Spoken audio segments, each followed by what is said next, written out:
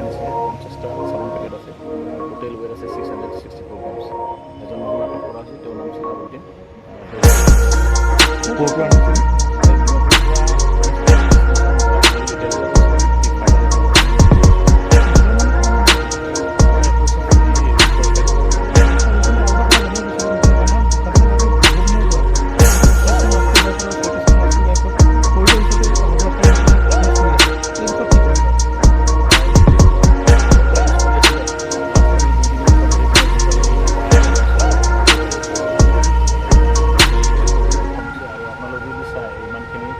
বোকাজন এতিয়া drugs addict ইমান নাই যে ইমান হিউজ কোৱাণ্টিটিত কনজামশ্যন কৰিব তো এইটো তেওঁলোকে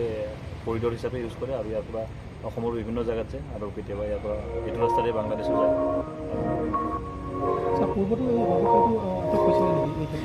আমি ইণ্টাৰভিউশ্যন কৰি আছোঁ আৰু ৰেকৰ্ড আমি চেক কৰিব লাগিব